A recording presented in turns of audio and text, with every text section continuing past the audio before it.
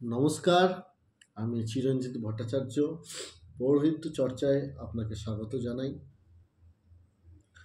আগের পর্বে আমরা আলোচনা করেছিলাম সূর্যার্ঘ্য দ্বার পর্যন্ত। তো আজকে এরপরে কি কি পদ্ধতি আমরা করি সেটা আপনাদের সামনে তুলে ধরব। সূর্যার্ঘ্য দানের পরে আপনাকে করতে হবে মেন ষষ্ঠী বাচন। ষষ্ঠী বাচন হচ্ছে মঙ্গলার্চনা। মূলত এখানে ইন্দ্র, পূষা, তার্ক এই দেবতাদের কাছে প্রার্থনা করা হয় মঙ্গল কামনার জন্য। তো ষষ্ঠী বাচন করতে গেলে আপনাকে কি করতে হবে? আতপ চাল, চন্দন, একটা ফুল নিয়ে আপনাকে কুশিতে এইভাবে ধরতে হবে, দিয়ে মন্ত্র পাঠ করতে হবে। তো মন্ত্রটা পাঠ করতে হবে, এটা আমি আপনাদের পাঠ করে শোনাচ্ছি। কর্তব্যস্মিন গণপত্যাধি নানা দেবতা পূজা পূর্বক। যে দেবতার পূজা করবেন, ধরুন সামনেই বিশ্বকর্মা পুজো আসছে, তো বিশ্বকর্মা পূজা কর্মণে পুণ্যাহং ভবন্তু ব্রুবন্তু ওং পুণ্যাহং ভবন্তু ব্রুবন্তু ওং পুণ্যাহং ভবন্তু ব্রুবন্তু ওং পুণ্যাহং ওং পুণ্যাহং ওং পুণ্যাহং। ঠিক সেম একই মন্ত্র হবে। ওং কর্তব্যস্মিন গণপত্যাধি নানা দেবতা পূজা পূর্বক শ্রী শ্রী বিশ্বকর্মা পূজা কর্মণে ওং স্বস্তি ভবন্তু ব্রবন্তু ওং স্বস্তি ভবন্তু ব্রবন্তু ওং স্বস্তি ভবন্তু ব্রবন্তু ওং স্বস্তি ওং স্বস্তি ওং স্বস্তি। একই রূপে ওং কর্তব্যস্মিন গণপত্যাধি নানা দেবতা পূজা পূর্বক শ্রী শ্রী বিশ্বকর্মা পূজা কর্মণে ওং ঋদ্ধিং ভবন্তু ব্রবন্তু ওং ঋদ্ধিং ভবন্তু ব্রবন্তু ওং ঋদ্ধিং ভবন্তু ব্রবন্তু ওং ঋদ্ধতাম ওং ঋদ্ধতাম ওং ঋদ্ধতাম। এরপরে আপনাকে কি করতে হবে? ওই যে আতপ চাল, যে ফুল যেটা নিয়ে আপনি ধরেছিলেন, সেটা আপনাকে একটু ঘটে দিতে হবে, একটু দেবীর যে দেব দেবী থাকবে তার চরণে দিতে হবে, দিয়ে মন্ত্র পাঠ করতে হবে। নমঃ স্বস্তি ন ইন্দ্র বিদ্ধশ্রবা স্বস্তি ন পূষা বিশ্ববেদা স্বস্তি নস্তার্ক অরিষ্ঠ নেমি স্বস্তি ন বৃহস্পতির দধাতু। এই মন্ত্রটি পাঠ করতে হবে ওং স্বস্তি ওং স্বস্তি ওং স্বস্তি বলে। আমি আজকে আপনাদের শূদ্রদের পুজোর পদ্ধতিটাই শেখাচ্ছি। অব্রাহ্মণ যারা, তাদের পুজোর পদ্ধতিটাই আমি আজকে আপনাদের কাছে তুলে ধরছি। ব্রাহ্মণদের ক্ষেত্রে অর্থাৎ সামবেদীয় মন্ত্র আলাদা হবে, ঠিক আছে? তো এরপর আপনাকে সাক্ষ্য মন্ত্র যেটা হয়, সাক্ষ্য মন্ত্র পাঠ করতে হবে, মানে জোড়হাত করে আপনাকে বলতে হবে। নমঃ সূর্য সোম যমকাল সন্ধে ভূতানঃ ক্ষপা পবন দিক্পতির ভূমির আকাশং খচরামরা ব্রাহ্মণং শাসনমস্তায় কল্পধ্বমিহ সন্নিধিম। এই মন্ত্রটা পাঠ করার পর আপনাকে করতে হবে সংকল্প। প্রধানত সংকল্প করার জন্য উত্তরমুখী হয়ে বসতে হয়, হাঁটু গেড়ে বসে সংকল্প করতে হয়। কোষাকুষিতে হরিতকি, একটু ফুল, একটু দুর্ব, একটু চন্দন নিয়ে ঠিক এইভাবেই ধরতে হবে, ঠিক আছে? দিয়ে সংকল্প বাক্য পাঠ করতে হবে। এখানে যদি আপনি কারো স্বার্থে পুজো করেন সেক্ষেত্রে করিস্বামী হবে, আর যদি নিজের জন্য পুজো করেন তাহলে করিষ্যে হবে। তো যদি আপনি বিশ্বকর্মা পুজোই যদি আপনি করেন, তার যদি সংকল্প কি হবে? বিষ্ণুর মধ্য ভাদ্র মাসি কৃষ্ণের পক্ষে যে তিথি থাকছে সংক্রান্তি তিথ, আপনার নাম আপনার গোত্র বলে দেব শর্মণ, যার পুজো করছেন, যেই যজমানের বাড়িতে আপনি পুজো করছেন তার গোত্র, তার নাম আপনাকে বলতে হবে। যদি পুরুষ হয় তাহলে গোত্রস্য, যদি মহিলা হয় তাহলে গোত্রায়া। এইটাই হবে পার্থক্য। লিঙ্গটাকে আপনাকে খেয়াল করে নিতে হবে, গোত্রস্য বলতে হবে পুরুষ হলে, আর মহিলা হলে গোত্রায়া বলতে হবে। নামটা বলে আপনাকে বিশ্বকর্মার পূজা কর্মহং করিষ্যে, যদি আপনি নিজেই করেন তাহলে করিষ্যে নিজের স্বার্থে, আর যদি অন্যজনের জন্য পুজো করেন তাহলে করিষ্যামি, এই মন্ত্রটি পাঠ করতে হবে। এরপরে আপনাকে কি করতে হবে, সংকল্প সূত্র, এটা হচ্ছে আপনাকে, আপনি যে সংকল্পটা করলেন, সংকল্প বাক্য পাঠ করলেন, সেটাকে আপনাকে এই মন্ত্র দিয়ে সূত্র করতে হবে। সেটা হচ্ছে যজ্জাগ্রত ধর্মদৈতি দৈবং তদু সুপ্তস্য তথৈ বৈতি দ্রঙ্গমং জেতিসাং জেতিরেকং তন্মে মন শিব সংকল্প মস্তু। সংকল্প সূত্র করার পরে আপনাকে করতে হবে ঘটস্থাপন। সেম ঘটস্থাপনের প্রত্যেকটা অনেক বড় ঘটস্থাপন হয়, আবার সংক্ষিপ্ত ঘটস্থাপন হয়। তো নর্মালি আমরা সংক্ষিপ্ত ঘটস্থাপনই করে থাকি। আপনি প্রত্যেকটা দ্রব্য দুর্ব দিয়ে, বা যদি কুশ থাকে কুশ দিয়ে ধরে ধরেও আপনি ঘটস্থাপন করতে পারেন। তার মধ্যে হচ্ছে মৃত্তিকা থাকে, ধান থাকে, কলসি থাকে, সিঁদুর থাকে, পল্লব থাকে, ফল মানে যে ডাব বা কলা যেটাই থাকছে সেটা, বস্ত্র থাকছে, এইগুলো প্রত্যেকটা এক একটা মন্ত্র আছে, ঠিক আছে। তো আমি আজকে সংক্ষিপ্তটা আপনাদের খালি বলে দিচ্ছি। ঘটে হাত দিয়ে বলতে হবে নম ওম সর্বতীর্থৎ ভবং বাড়ি সর্বদেব সমন্বিতং ইমং ঘটং সমারুহ্য তুষ্ঠ। যদি দেব হয় তাহলে তুষ্ঠ দেব, যদি দেবী হয় তাহলে তুষ্ঠ দেবী। এটা আপনাকে পাঠ করতে হবে। মানে প্রধান যে পুজো করছে সেক্ষেত্রে দেবদেবীটা আপনাকে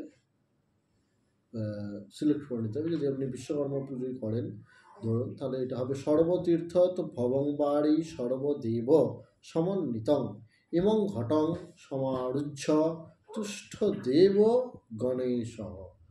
আর যদি আপনি লক্ষ্মী দেবী পুজো করেন তুষ্ঠ দেবী গণেশ। এটা হচ্ছে পার্থক্য। এটা হচ্ছে সংক্ষিপ্ত ঘটস্থাপন। আপনি যদি সম্পূর্ণ ঘটস্থাপন করতে চান সেটাও করতে পারেন। সেটা নিয়ে একদিন ঘটস্থাপন নিয়ে আলাদা আমি একটা ভিডিও আপনাদের কাছে তুলে ধরবো। এখানে বিতান শোধন, বেদী শোধন, তারপরে আপনার তীরকাঠি ধরে মন্ত্র, সূত্র বেষ্টনের মন্ত্র, অনেক মন্ত্র আছে। সেটা আমি অন্যদিন একদিন তুলে ধরবো ঘটস্থাপনটাকে নিয়ে। তো এরপরে আপনাকে কী করতে হবে, সামানর্ঘ্য স্থাপন। সামানর্ঘ্য স্থাপনের জন্য আপনাকে একটা ভূমিতে ত্রিকোণ মণ্ডল আঁকতে হবে এবং তার উপরে তার মধ্যে একটা গোল আকৃতি আঁকতে হবে জল দিয়ে। তো সেইখানে আপনাকে একটু চাল, একটু আতপ চাল, একটু ফুল দিয়ে পুজো করতে হবে। আধার সপ্তায় নম, কুর্মায় নম, এই অনন্তায় নম, পৃথিবী নম, এই পুজো করে কোষাকুষিটা রাখতে হবে ওখানে। দিয়ে ওই গঙ্গে চ যমুনে চৈব গোদাবরী সরস্বতী নর্মদে সিন্ধু কাবেরী জলাস্মিন সন্নিধিং কুরু, এই মন্ত্রটি পাঠ করতে হবে। এরপরে আসবে কি, করশুদ্ধি। একটা ফুল নিয়ে হাতে ঘষে সেটাকে আপনাকে শুকে নিতে হবে পট বলে। তারপরে করতে হবে আপনাকে পুষ্পশুদ্ধি। পুষ্পশুদ্ধি ওই পুষ্পে পুষ্পে মহাপুষ্পে সুপুষ্পে পুষ্প সম্ভবে পুষ্পচয়া বকেনে হং ফট স্বাহা। এরপর আপনাকে করতে হবে আসন শুদ্ধি। ওই সেম আসনটার তলায় একটি ত্রিকোণ মণ্ডল আঁকতে হবে। এই ত্রিকোণ মণ্ডল আঁকার ক্ষেত্রে আবার অনেক মত আছে। যেরকম দেবের প্রধান পুজো যদি আপনি দেবের করেন সেক্ষেত্রে ত্রিকোণমণ্ডলের মুখটা সামনের দিকে থাকবে, যদি দেবীর থাকে তাহলে উল্টো দিকে ত্রিকোণমণ্ডলটা আঁকতে হয়। তো এই মতবিরোধে আমি যেতে চাইছি না। তো ত্রিকোণমণ্ডল আমরা নর্মালি সামনের দিকেই মুখ করে আঁকি। তো ত্রিকোণমণ্ডল এঁকে সেখানে আপনাকে বলতে হবে এতে গন্ধপুষ্পে আধার সপ্তাহে কমলাসনায় নম। এরপরে একটি ফুল নিয়ে বলতে হবে ওং অশ্ব আসনস্য মন্ত্রস্য মেরু পৃষ্ঠঋষি সুতলাং ছন্দ কুর্ম দেবতা আসন উপবেশনে বিনিয়োগ। এই মন্ত্রটি পাঠ করে জোড়হাত করে বলবেন না ওং পৃথিত্যয়া ধৃতা লোকা দেবিত্তং বিষ্ণুনা ধৃতা তঞ্চ ধারায় মাং নিত্যং পবিত্রং কুরুচাসনম। এটি হচ্ছে আসন শুদ্ধির মন্ত্র। এরপর আপনাকে কি করতে হবে, গুরু পংক্তি বাঁ দিকে হাত করে বলতে হবে বামে গুরুভ্যে নম পরম গুরুভ্যে নম পরাপর গুরুভ্যে নম পরমেষ্টি গুরুভ্যে নম। দক্ষিণ দিকে করতে হবে গণেশায় নম ঊর্ধ্বে ব্রহ্মায় নম অধ অনন্তায় নম পশ্চাতে ক্ষেত্রপালায় নম। সম্মুখে আপনি যে দেবদেবীর পুজো করছেন প্রধান পূজা সেই দেবদেবীকে স্মরণ করে সম্মুখে, ধরুন আপনি বিশ্বকর্মা পুজো করছেন তাহলে বিশ্বকর্মায় নম এই মন্ত্রটি আপনাকে পাঠ করতে হবে। এরপর আপনাকে কি করতে হবে, মানস পূজা। একটি ফুল নেবেন, যেই দেবদেবী পুজো করছেন সেই দেবদেবীর ধ্যান পাঠ করে আপনাকে স্মরণ করতে হবে সেই দেবদেবীকে, নিজ মস্তকে সেই ফুলটি নিতে হবে, দিয়ে তারপরে আপনাকে আবাহন করতে হবে। আবাহন ইহা গচ্ছ মুদ্রাগুলো যেগুলো আছে, এই আবাহনের মুদ্রা নিয়ে আমি একটা অন্য ভিডিও আপনাদের তুলে ধরবো। এটা অনেক রকম মুদ্রা আছে, সেগুলো আপনাদের একদিন আমি তুলে ধরে জানিয়ে দেবো। আবাহনের পরে আপনাকে করতে হবে পঞ্চদেবতার পূজা। আমি কিন্তু এটা সংক্ষিপ্ত পূজার প্রসেস আপনাদের জানাচ্ছি, আরও অনেক পদ্ধতি আছে যেগুলো আমি স্কিপ করলাম, নর্মালি এগুলো দরকার পড়ে না সংক্ষিপ্ত পূজার পদ্ধতিতে। ভূতশুদ্ধি আছে, মাস ভক্ত বলি আছে, অনেক পদ্ধতি আছে, এগুলো আমি তুলে ধরছি না আপনাদের কাছে, এগুলো আমি পরের ভিডিওতে তুলে ধরবো। যদি আপনি কখনো মূর্তি পূজা করেন সেক্ষেত্রে এগুলি দরকার পড়ে। প্রাণ প্রতিষ্ঠা, চক্ষুর দান, এগুলো তখন দরকার পড়ে। দ্বার দেবতা পূজা, এগুলো নর্মালি সংক্ষিপ্ত পুজোতে আমরা সচরাচর বলে থাকি না। এরপর আপনাকে পঞ্চদেবতার পূজা করতে হবে। পঞ্চদেবতা পূজা করার আগে পঞ্চদেবতা আবাহন করে নিতে হবে। আবাহন করে প্রথমে গণেশের পুজো পঞ্চোপচারে পুজো করতে হবে, তারপরে সূর্য দেবতার পুজো ওই একই পঞ্চদেবতা, সূর্য দেবতাকে পুজো করতে হবে পঞ্চোপচারে। তো সূর্য দেবতা পঞ্চোপচারে পুজো করে নারায়ণের পুজোর পঞ্চোপচারে সেম পুজো করে শিবের পুজো করে আপনাকে করতে হবে জয় দুর্গার পুজো।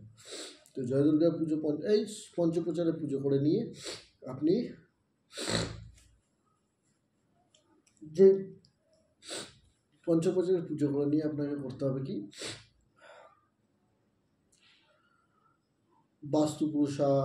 বাস্তুপুরুষা, তারপরে আপনার যেখানে পুজো করছেন সেখানে যে ওনাদের যে পুজো দেবদেবী আছেন ওনাদের পুজো করে নিয়ে দ্বার দেবতা মানে ভো, ইন্দ্রাদি 10 দিকপালের ভো, নবগ্রহ ভো, এইভাবে পুজোগুলো করে নিলেন সংক্ষিপ্ত,